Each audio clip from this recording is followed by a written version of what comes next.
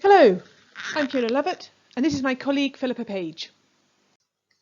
Welcome to our Flock Health Ltd Colostrum Project for Farming Connect farmers. So far we've sent out over 150 refractometers for different farmers, and this simple video is just to show you how to calibrate your Brix and then how to test each sample. Morning everybody, but we've had a triple this morning, so I thought whilst I was do a little video, and I might as well test the colostrum because I've got my refractometer, which you all saw. My refractometer here, so it doesn't need any power. I've calibrated it by putting on here a little bleb of distilled water, but you can just use tap water. At the start of every day you need to calibrate your refractometer. You need to make sure there's no cracks, it's not damaged and it's not dirty. You then need to take some clean water, preferably distilled, and put one drip underneath this daylight place and on the blue screen. And as you then wait 15 seconds, turn it round and look through the eyepiece, and you should see this picture here. So a reading for water should be at 0. If it's not, you can adjust this calibration screw to make sure that the reading, as you look through the eyepiece, is at 0, with the white below the 0 and blue above the 0.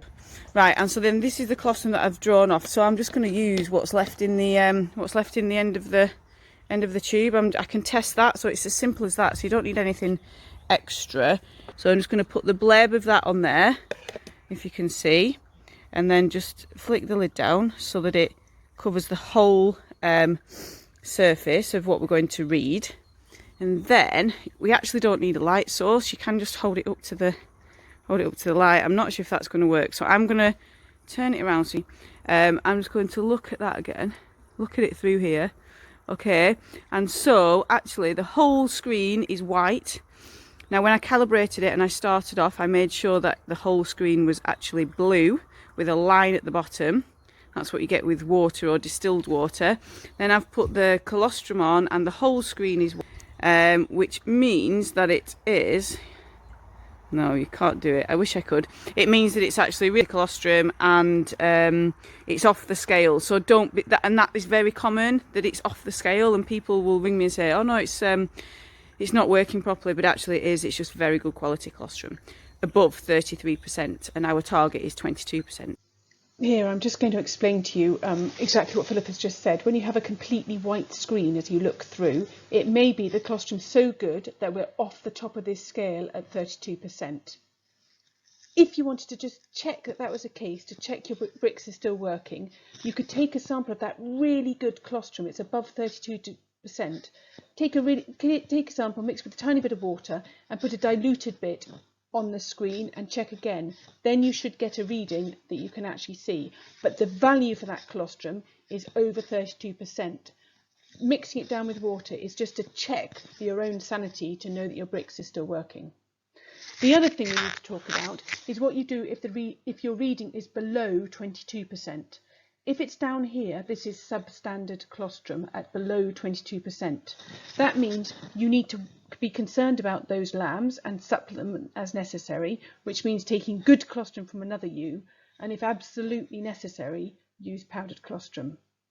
If you find that you have lots of colostrum samples that are less than 22%, please get in touch with your own vet for advice, and if you want, contact your Farming Connect development officer, who can arrange for us to contact you to speak.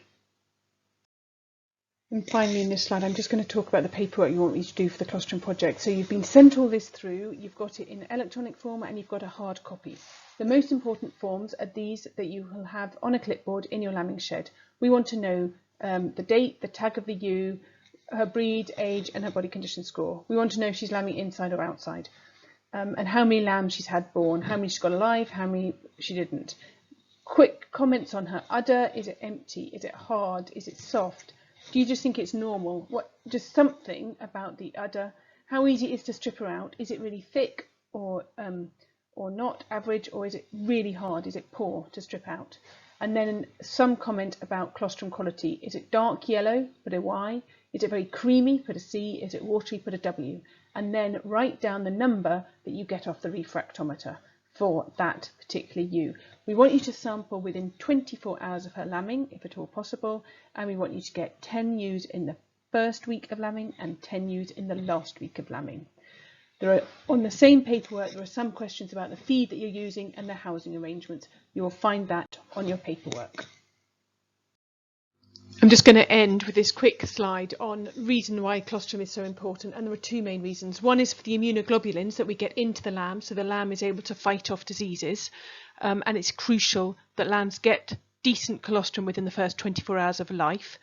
And the second is the energy that colostrum provides for the lamb. So I know it's a lot of faffing around with the Brix to assess quality, but it's for a good reason. We need our colostrum to be decent. We need lambs to be getting it quickly, the right quantity, and for it to be the right quality. So I'll just encourage you to get out there, enjoy using the Brix, enjoy testing your colostrum, and most of all, enjoy lambing. Good luck.